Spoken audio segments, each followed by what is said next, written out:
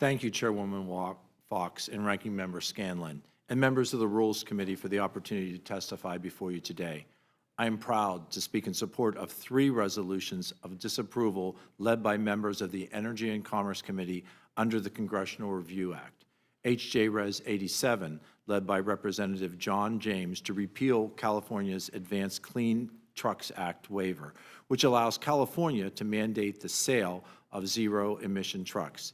H.J.Res 88, that I introduced to repeal California's Advanced Clean Car 2 Act waiver, which allows California to ban the sale of gas-powered vehicles by 2035, and H.J.Res 89, led by Representative Jay Obernolte, to end California's implementation of its most recent nitrogen oxide engine emission standards, which create burdensome and unworkable standards for heavy-duty on-road engines.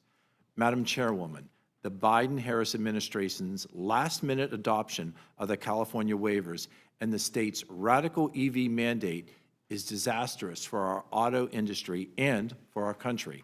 Last December, after losing the election, the Biden EPA approved a waiver sought by California, allowing the state to impose strict emission standards on vehicles.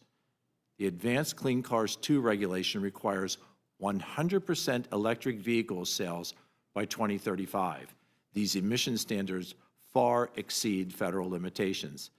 This EV mandate is not limited to California.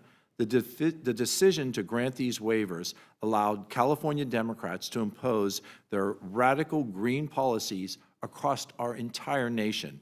A dozen states have adopted California emission standards. As a result, more than 40% of the vehicle market is governed by the California mandate. Americans overwhelmingly reject electric vehicles and continue to rely on gas-powered vehicles to meet their needs.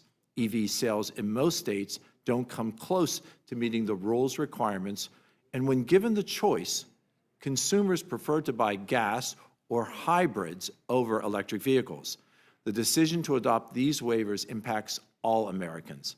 I've heard from my constituents, and they've made it clear that EV vehicles cannot fulfill their needs. EV vehicles cannot drive far enough. They are unable to maintain their charges, and they cannot recharge fast enough. Small businesses in my district will shoulder the cost of California's radical policies. Critical minerals will become increasingly scarce, and the U.S. will have to rely on China for the materials needed to produce the EV batteries. Our country does not have the infrastructure to support a massive EV transition. Families, gas stations, and highway rest stops cannot install expensive EV chargers at the speed that this mandate would require. At its core, the Biden-Harris EPA adoption of this waiver removes consumer choice and abandons the free market principles that have enabled Americans to succeed.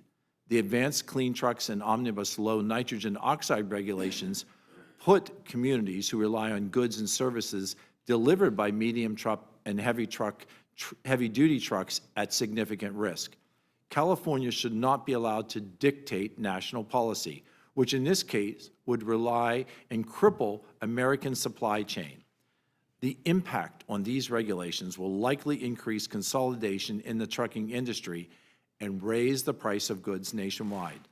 Heavy truck manufacturers are already making progress through innovation. Since 2014, heavy-duty truck emissions have been reduced by 1.4 billion tons, which is about the equivalent of 300 million passenger vehicles. Government mandates that devastate businesses and jeopardize the country's supply chain are definitely not the answer. The Biden's EPA grants of these waivers will significantly raise the price of new vehicles and increase the cost for trucks that are already on the road. These burdensome regulations will reduce already narrow profit margins for small trucking companies who will have to pay even higher prices for new trucks and replacement engines. I urge my colleagues to join me in supporting this important resolution. Thank you, Madam Chair, and I yield back. Thank you, Dr. Joyce.